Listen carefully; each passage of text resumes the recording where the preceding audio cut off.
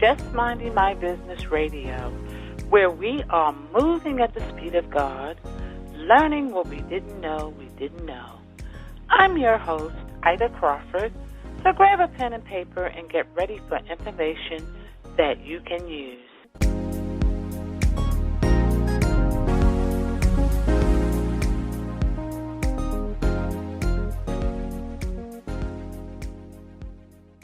Welcome to Just Minding My Business.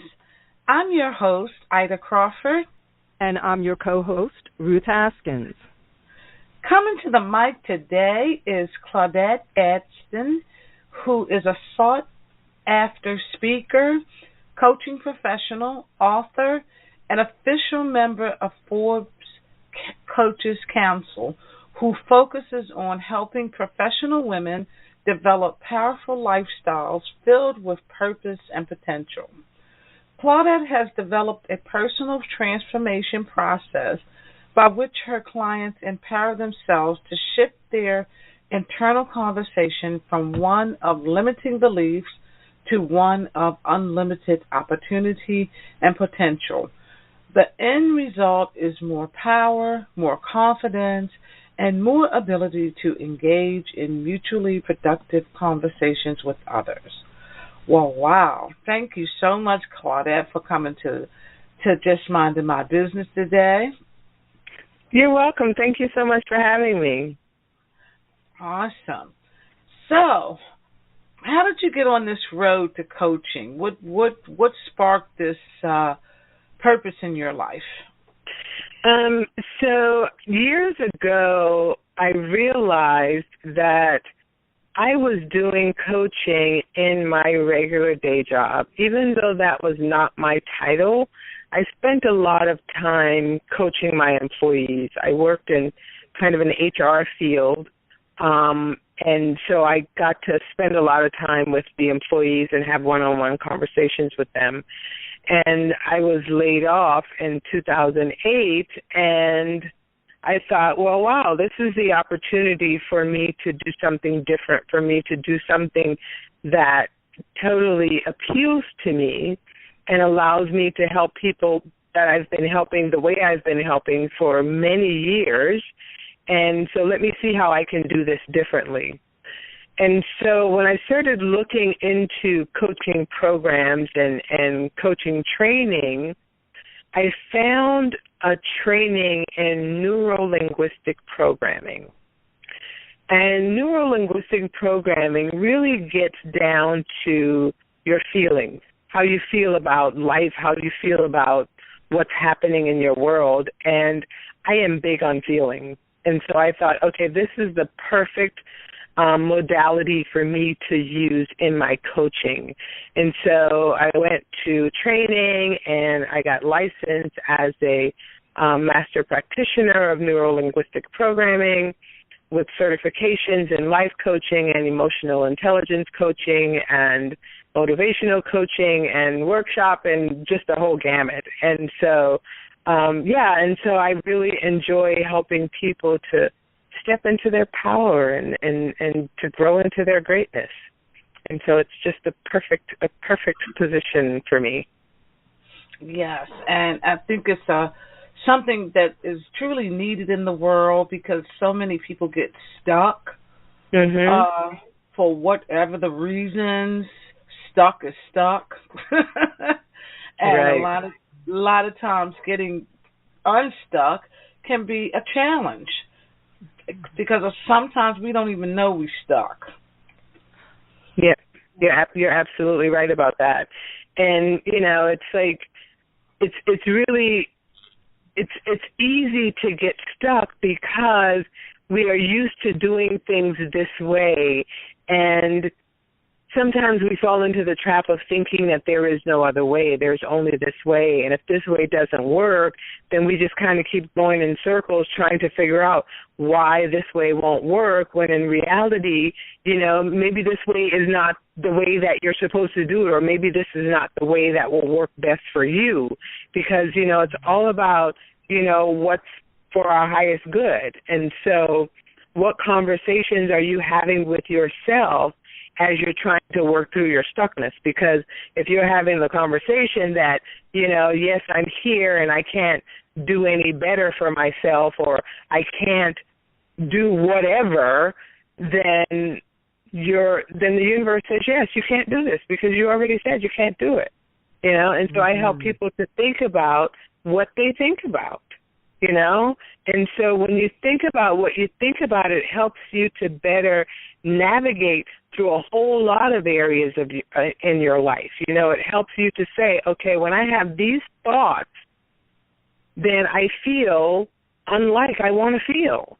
When I have these thoughts, I'm feeling sad, or I'm feeling angry, or I'm feeling whatever, and so then I help my clients to change those thoughts so that they feel better, so that they feel good. And so rather than beating myself up because, hypothetically speaking, because this client chose to hire another coach instead of me, I am grateful that they found someone who they feel fits them, because every client is not for every coach and vice versa, And so then how do we talk to ourselves? So my favorite quote is, every conversation starts with inner dialogue. What are we saying to ourselves? Mm-hmm. Yes, that's really important. Wow. And that inner dialogue is, some people call it the inner critic. Mm-hmm. Some people just talk about that voice in my head, and it sounds strange, but even though we don't always acknowledge that there's another conversation going on inside of us, that conversation is very well heard and very well understood. And I love the fact that you brought out the point that if that inner conversation is going on and telling us that we can't do something, or that we shouldn't do something, or that we're not good enough, that's the voice that we listen to until we train ourselves to listen to something else.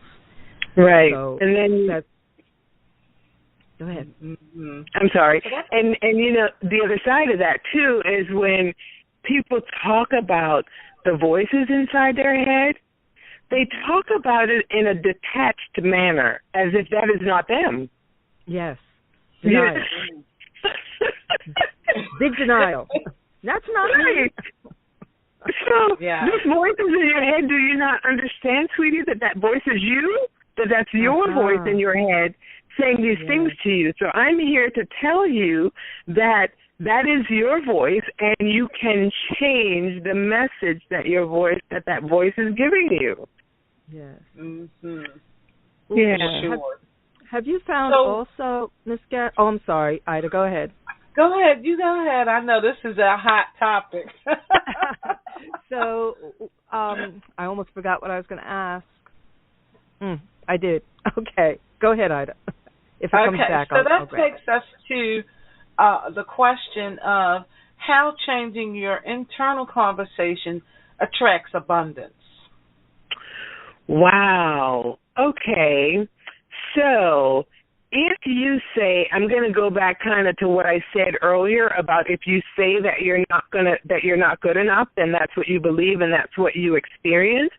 So if you tell yourself continuously, I am broke, I never have enough, I don't have what I need, and even simply the word need is so, in my opinion, limiting, because everything that we need, we have. Everything.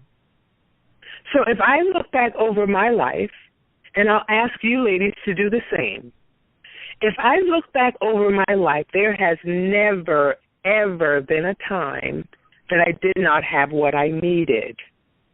Now, there might have been some times that I didn't have what I want, but for what I needed, I mean, it was always there. Mm-hmm. And so, in my mind, there is nothing that we need. So, what is it that you want? And that's where I go with that. Mm-hmm. And so, I'm sorry? That's certainly putting a different spin on it, flipping it on its head. Yeah, because so it's like if I say that I need, I don't know, a new car, then I will need a new car because something will happen to the car that I have. You know? Yes, exactly. But I can say that I want a car, I want a new car, but I love the car that I have now. You know, so you know, I choose to use words that recognize and appreciate everything that I have as I strive to get more. So there is no lack, but if I am able to recognize the goodness and the blessings that I am already experiencing, then I'll have more. I'll have more goodness to experience. I'll have more goodness to enjoy. But if I just talk about the things that aren't working, you know, or the challenges that I have in my life, then that makes it a whole different experience. I mean, it's like, you know how you go in an interview and people say, what are your strengths and what are your weaknesses? I decided a long time ago when, as I said, I worked in the HR field and I had to have these conversations with employees that there were no weaknesses. We don't have weaknesses. What we have is areas of opportunity. I like that. And so, because if I tell you that you have areas of opportunity, doesn't that land a little better than for me to say you have weaknesses? Yes. Because they're not. I like the sound. Yeah, there are no weaknesses. They're all areas of opportunities. Just like there are no failures, there are only lessons. I mean, because what you think is a failure is, in fact, the opportunity for you to understand that this doesn't work. We got to do something different next time. Wow, that's very powerful. I hope our listening audience grabs that and takes that in, because so many of us go through life thinking that we're failures.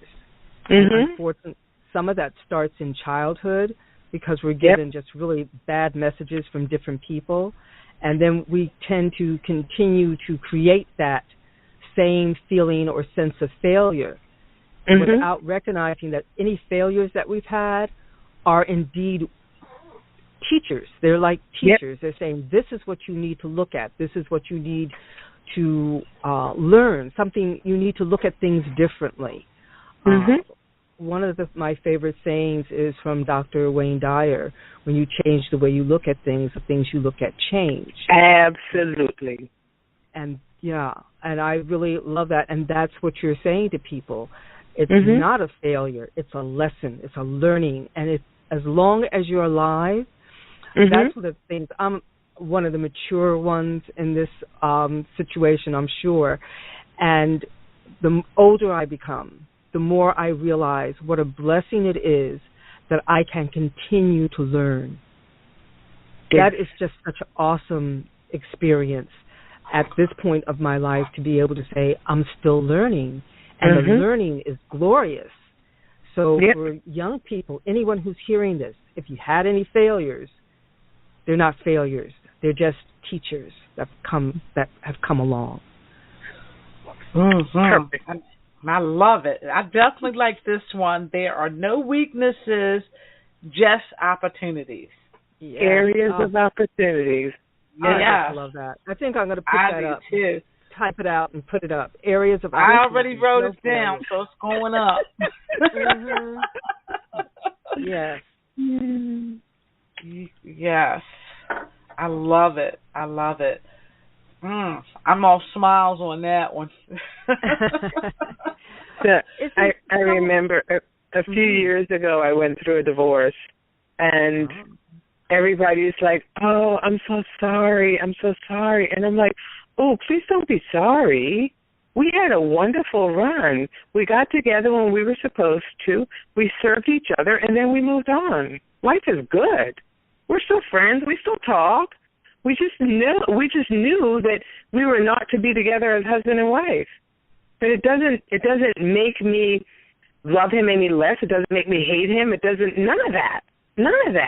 You know, it just, some people come into your life to stay, and some people come into your life just to help you, to aid you, and you to aid them.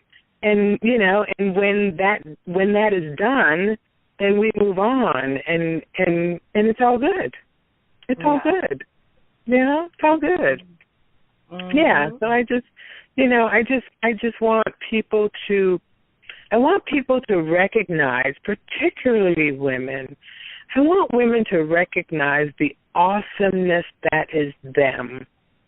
Because every single woman out here is awesome and amazing. If they look at their lives and they just, you know, peel away all the stuff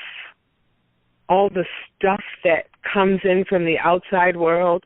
And like you said earlier, you know, sometimes people grow up with this stuff being dumped on them, you know, and then they become adults and they still carry this even though it no longer serves them, you know, but they've been carrying it for so long that they don't always know how to put it down, you know. And putting it down really starts with the inner dialogue. You know, it's like, just because someone told you that you were not good enough doesn't mean that you have to repeat it to yourself. Right. You know, let them have their feeling and feel what they feel, and you love them right where they are, and you keep it moving. And you keep it moving. You know, and it's just, you know, it's hard. I won't even say that it's easy. But, you know, sometimes it's really hard because this is like, you know, it's like the story about the elephant being tied to the tree for years, you know, walking around in this one little circle for years and years. And then when they removed the chain from around his neck, it continued to walk around in that circle because that's all it knew, you know. And so how do we... It's free. It's never recognizing that it was actually free. Absolutely. And so I just want women to know that we are free. Yes. We are free. Yeah. So I want to focus on one other area. So your internal dialogue. Talk about how that sets your life agenda. So that sets your life agenda because you are saying what you want to do with your life. So, you know, there are some people that feel that they have no control over their lives. So what I say is, in the full scheme of things, the control that we have over our lives is where our focus lies. And so if I am focusing on all the wonderful things that I want to accomplish in my life, then everything that I do should be geared towards that. And so if I am thinking, I'll give you an example. I volunteer at the high school here, and I was having conversations with the girls, and we actually did a vision board.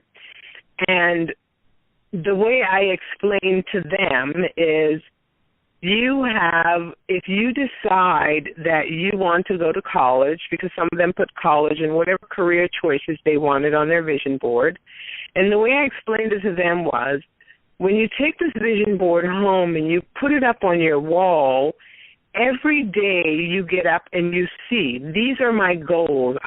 My goal is to get into this college. So what do I need to get into this college? I need to focus on my grades. I need to pay attention in school. I need to ensure that I am doing what I need to do so that I can get into this college, because now it's right there in your face. That's where your focus is. And so for me, whatever it is, that wherever my focus lies in this moment, everything that I do is geared towards that, because that's where my focus is. So if I'm telling myself that I want to, go out and go shopping, or, so hypothetically speaking, my goal is to go on a cruise. And so I say, okay, this is what I want to do. I'm going to go on this cruise, and that's where my focus is. So I need to make sure my passport is up to date. I need to make sure that I have the money. I need to do all these things so that I can go on this cruise. And then all of a sudden, I start thinking about, oh, I want to go shopping. So if I'm going shopping, I'm taking the focus off my cruise and also taking the resources away from my cruise to go on the shopping trip for clothes that I probably don't even need. So where is your focus? And it's not even, and you know, the other thing too is, you know, people sometimes have this idea of sacrifice, and it's not even about sacrifice. It's about where's your focus? Where's your focus? So yes, you can go shopping if you want to go shopping, but I thought your focus was on going on this cruise. So what is it that you want to do? If you want to change your mind and just shop and not do the cruise, that's okay too. But I need you to make a conscious decision as to what it is that you want to do. Because I believe in my heart of hearts and all of my being that the universe always says yes. I just have to figure out what I wanted to say yes to. Yes, for sure. And one of the things you said was making a decision. A lot of times that can be a hard place for some people. Just making a decision of this is what I'm going to do.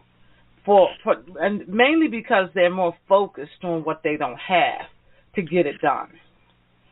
So there are studies that say women tend to focus on what they don't want more than what they do want. And men are just the opposite. They focus on what they do want rather than on what they don't want. And so for me, I talked about, you know, my license in neuro-linguistic programming. And so for me, it's about your feelings. It's about what if you decide that your decision is, I'm picking this out of the sky. Your decision is, do I stay on this job or do I leave this job? And so then I want you to not only weigh the pros and cons of leaving versus staying, I want you to understand why it is that you want to leave. Because if you're not careful about your reason for leaving, that will go to the next job with you. And then you'll think that you have another reason to leave. So why is it that you want to leave this job? And what is the feeling? Because it's really about the feelings. What is the feeling that you want from a job that you're not getting from this job? What is the feeling that you want? So if you're not getting this feeling from this job, then where can you get this feeling? And is this a feeling that you can expect and get from a job? And so how then, if you are not able to leave this job, how do you feel better about being where you are? And here are a couple of things that I automatically go to. This job provides you the ability to live the life that you have become accustomed to living. If nothing else, this job provides you that ability. The second thing is, and a lot of people don't like it when I say this, the second thing is you agreed to do this job for whatever compensation they agreed to pay you. And so you ought to then go in and do the job that they're paying you to do. Because what I know, what I believe in my heart is that if you are not doing the job that you're getting paid to do here, who's going to hire you to come work at their job where you may not do what you're paid to do? Because it's really about you. It's not even about, because sometimes people think that, oh, I'm not doing this job that they're paying me to do, and it's hurting them. It's hurting, the company. It's hurting, my coworkers. So who cares that I don't go to work? They're still paying me. Or who cares that I don't do this? They're still paying me. but what is that doing for you? Because you're not being true to yourself. Yes. Because you've decided that it's okay to, in essence, take these people's money, but you're not doing the job.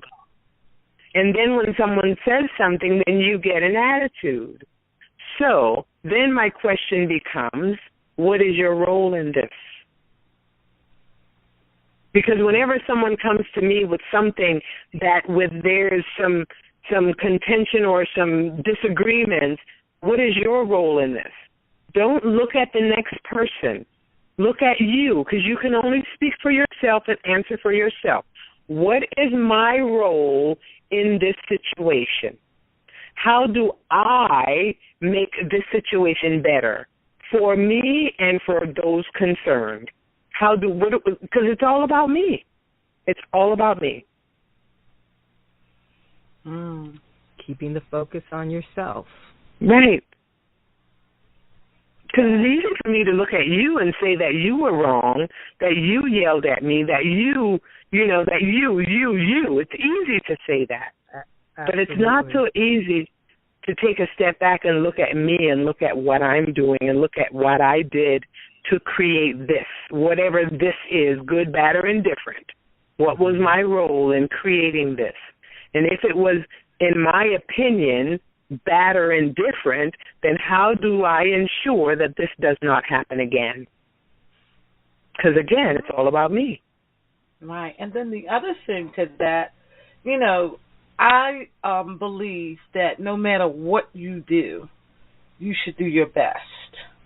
Because at the end of the day, it boils down to, like you say, you.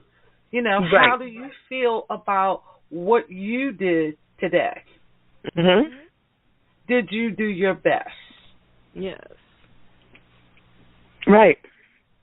And how do you feel about what you did?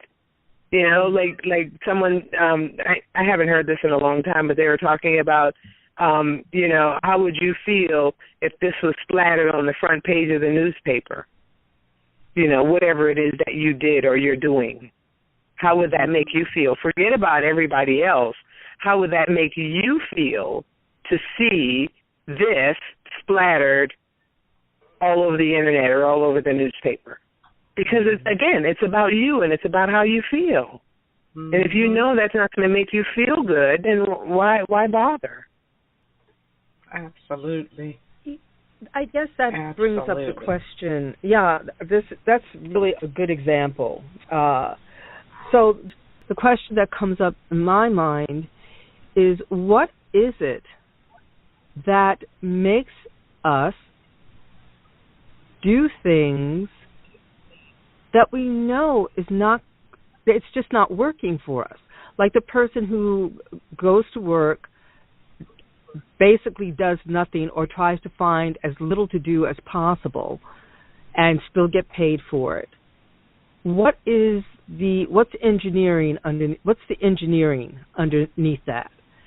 Because as a rule, we don't like pain. Human beings, no living creature enjoys pain. But the situation that you're talking about is a painful situation, even though maybe you don't acknowledge it as such. But it's a pretty lousy feeling to feel bad about yourself or angry at everybody else or resentful. All of that those are feelings, and they're not good feelings. So the question is, what's underneath it? Well, I think that there's, like you said, there's a lot of pain underneath it. And also you may be surprised how many people do things and they don't think there's anything wrong with it. They don't think there's anything wrong with it. So it's like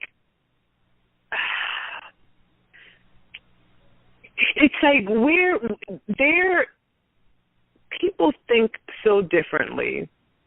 People are brought up so differently that it's unless I have a conversation with them, then it's really difficult for me to say, to speak about their pain or the challenge that they're going through. But I have worked with people, and I can remember this one woman in particular who did the bare minimum every day. And her thing was, and one day she said to me, "Oh, I have 8 more years before I retire. I'm just waiting for my retirement." Mm-hmm. And I watched her struggle like the whole time I worked there. I left because I couldn't take them anymore. That's so not me. And most of the people there were kind of like this, we're just here, doing the bare minimum, so that we can make it through the day. But, for this woman in particular, I watched her have so many struggles in her life, but she thought that what she was doing was okay because no one said anything. Uh-huh. No one told her. No one told her that what she was doing was wrong. And so in her mind, because no one told her, then it had to be okay. It's kind of like being in a relationship. You're in a relationship and this guy is treating you like dirt. If you don't tell him he's treating you like dirt, he's going to think it's okay. Mm-hmm. We have to open our mouths. We have to tell people how to treat us. We have to tell people how to love us. And if you don't tell someone that what they're doing is not working for you, then they figure that it's working. So they just keep doing what they're doing. And that goes for employers and significant others. Oh, that is so powerful and so very, very true. Mm-hmm. And yes, it is. Sometimes it takes a lifetime to learn to speak up for yourself or to learn what is unacceptable to yourself.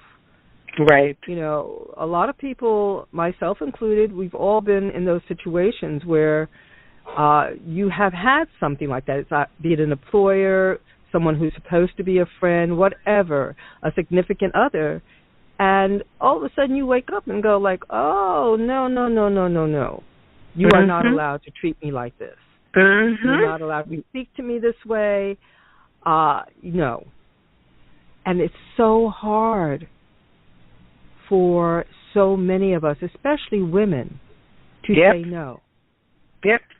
To just say, no, this is not acceptable. We have a hard time. Yeah, and the sad thing is that, I say all the time that everything that we know, especially children, as we become adults, we start to learn other things and other ways of doing things. But for children, everything they learn from their parents. Mm-hmm. And if a child is traumatized, hypothetically speaking, if a child is traumatized at the age of 7, they may grow to be 40, but mentally they're still that 7-year-old who is traumatized. Right. And they have to move through that before they can get to being the 40-year-old. Yes. And so when we are growing up and people are telling us that our feelings are unimportant or our words are unimportant, then we grow up and we feel that our feelings are unimportant. Our words are unimportant. Mm-hmm. And then we get into relationships where people continue this same dialogue with us, that our feelings are unimportant, that our words are unimportant. Because, they always talk about we marry our fathers. And so if our father is the one who's telling us that we are unimportant and irrelevant, of course we're going to find a man who repeats that to tell us that our feelings are unimportant and we are irrelevant because that's what we're used to. And we go on with that because that's all we know. That's all we know. Until someone comes along and say, hey, there's another way. And it takes forever sometimes for us to get it. It just takes forever because you tell, hypothetically speaking, you have a friend and you're telling your friend, wow, why are you doing like this? Like, you can do it this way. And they were like, yeah, but this is how I've always done it. This is how my mama did it. This is how my grandmama did it. And, exactly. And it's like, but does that make it right? No. And because in my mind, yeah, when you know better, you do better. Right. And exactly. That's really true. And yet, that's what makes, I think, sometimes when you have friends who are, as Ida brought up at the beginning, stuck in a way of living, in a way of thinking, because whatever, that is what the family has told them, and they've been told that since, day one. It's just maddening trying to get them to move. Yep. To try something different, to look at things differently. Get out of their comfort zone, if you want to use that term. Yep. It's so hard because the mindset is so powerfully stuck. And then what's even worse is that there's so many people around them, because they don't change their association, who support them in being stuck. Yep. Because they can't afford for that person to get unstuck, because, oh my goodness, everything shifts. Yeah, so, that's exactly right. Yeah. That's exactly right. And so, and so we just have to think about, how can I do this differently? Because, if I look at my mom and I look at my grandma, geez, they're doing the same thing. We're doing the same thing. And, year after year, it's all the same thing. And how can I do differently? How can I live differently? Well, you can live differently by starting to think differently. I mean, that's the start of it. Let's think a little differently. Let's figure out how we can not just take what mom and dad said, but see what the rest of the world is thinking about. It's kind of like traveling. Like people. There are people who are born and raised, and I'm going to use Baltimore for example. Born and raised in Baltimore and never leave there, so they don't know what it's like on the other side of the world, because they've never had that experience. They don't know what it's like to eat some foreign dish, because they've never had that experience. They've never had the opportunity to do something different.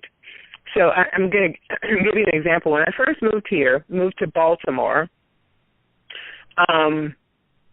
I used to go to Ocean City, Maryland, and I still go there. My girls and I go there every year. But I can remember talking to one of my coworkers and saying, I'm going to Ocean City, Maryland. And she said, oh, that's not where we hang out. And I said, excuse me? And she says, oh, no, we don't go there. She says, we go to Myrtle Beach. And I said, I'm sorry, honey. Ocean City is 3 hours away, and Myrtle Beach is 8 hours, and you're telling me that you would go past Ocean City and go to Myrtle Beach? She says, yes, I've never been to Ocean City. She was, I think at the time, about 45 years old, born and raised in Baltimore, Maryland, and never went to Ocean City, Maryland. Whenever her and her family went to the beach, they went to Myrtle Beach. And that blew my mind, because I just want to go to a beach. I want to go to the closest beach I can get to. Yeah, that's the idea. You want to go to the beach. Right. Not a destination. Right. But because this is all she knew, she was not willing to look at how this could be different, how I could go, even though my parents never went to Ocean City, hey, I could go there. I could do this. No, because that's what they told her. I ran away from home. Are you ready for this story? I ran away from home at 31 because I could not speak up and say, no, this is not working for me. And so at 31, I packed up myself and my 11-year-old daughter, and I ran away from home. And I moved to Baltimore, and I said, I will never do that again. I don't know anyone here, and so I will tell them exactly how I feel, what does not work for me, and what does work for me. And I'm not taking any mess. Mm-hmm. Very fine. That's how I arrived in the city, with major attitude. Okay. Yeah, I don't know these people here. I don't care nothing about them. I can tell them exactly how I feel. And that's what I did. Mm-hmm. But I couldn't do that to my family. But I moved away. And then the beautiful thing about that is that once I moved away and I became comfortable in doing that with strangers, then it was easier for me to go back home and do it with my family. Uh-huh. Right. Mm-hmm. Lots of practice. Yep, that's exactly right. Yep. And then, perfect. Yeah, that's exactly right. And then there came a point where I realized that there were certain people that just didn't work for me. I loved them, but I couldn't be around them because I couldn't do the negativity. I couldn't do the, the bashing and I couldn't do that. And so I just started staying away from them. Yeah. And slowly I started to create a new intimate circle that was more empowering and more motivating and more inspiring and more in line with where I was headed rather than where I had been and where I had come from. Because sometimes, we miss that as well. When we start to change, the people that no longer serve us, they'll start to fall away. And we have to let them, because sometimes people want to go away and we try to squeeze the life out of them. We're holding on so tight. We try to squeeze the life out of these people, and the reality is, if someone says, I want to leave, say bye. Yeah. Just say bye. Bless them and let them go. Right. Because the reality is, you or them or both of you have outgrown the relationship, and it's all good. Yeah. It's all good. Before we go any further, Claudette, how did our audience get in touch with you? Okay. So my website is www.coachclaudette.com. My email address is info@coachclaudette.com. And I'm on Facebook and IG at Coach Claudette. That's how they can reach me. Yes, girl, this has been an awesome conversation, and I'm sure you have really had people thinking, and really looking at how to move their self along through their personal conversations with themselves, because that's really where it starts. Right. That's really where it starts. And I love it that you said you ran away from home. I did. Sometimes you got to do that. Yeah, you do. And the reality is that wasn't even the first time. That was the last time. Okay. Wow. But sometimes you just do have to get up and leave, even in relationships or whatever it is. I know sometimes people refer to them as geographic cures. But at the same time, when you really look back, you're talking about looking back in your life and you say, I really did that. I just got up and left. I left no forwarding address. I just got up and left. Actually, it was because whatever was going on around you, you had had enough. It was not working. And you knew if you stayed, it was going to get worse. It wasn't going to get any better. It was going to get worse. And you knew that. So your that part of us, I think, that knows that it wants to survive. And we've talked with other guests about this, too, the fact that most of us don't even know who we are. We've been separated from ourselves at birth, basically, from ourselves at birth. So that as we get older or we get into different situations, that part of us that we don't even know reaches up and says, I am going to survive. I am going to survive. If it means that the rest of the world just falls apart, I'm going to survive. And that's what makes us get up and do sometimes really extraordinary things. Yes. As like you said, you left home, you ran away, you left it behind, because that inner self, that inner part of you was saying, I am going to survive. Yep. And that's what I did. And look at where it's brought you, to a place where you can help other people to reach that and transform it for themselves, because I'd have mentioned it at the beginning, so many people are in the need of for transformation. Yes. And I love the fact that what you do is help people to deal with that inner conversation that has been going on probably for years, that has told them that they're not good enough, that they're not enough, that they'll never be, that all kinds of negative messages. To be able to help someone to hear that voice and then change it is powerful. So I really appreciated everything that you had to say this evening, and I am sure that those who listen to this, they're going to get little tidbits that say, oh, that's what's been going on in my life. And hopefully they'll call you. They'll reach out to you. Yes, that's my hope and my prayer for people who are listening. Yes, and before we wrap up, your information one more time, Claudette. www.coachclaudette.com is the website. The email address is info@coachclaudette.com, and I am on Facebook and Instagram as Coach Claudette. And thank you, ladies, so much. It was absolutely wonderful talking with you. Oh, absolutely. Likewise. And I love it when we're working from the inside out, because I think it's something that we all need to hear all the time. It's like drinking water. You need it to live. You need to be in touch with your inner self all the time. Yes.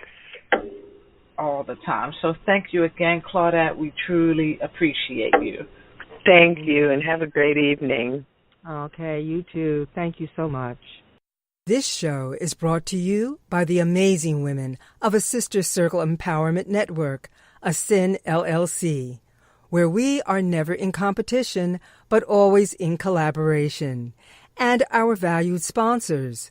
Learn more about our sponsors and their services and membership in a Sister Circle, ASCEN LLC, at www.assistercircle.org. To learn about becoming a sponsor for Just Minding My Business Radio and how our marketing package benefits your company, please visit our website at www.assistercircle.org. Voiceovers by RCH VoiceWorks. Contact slvoiceworks8201@yahoo.com or call 443-620-4115.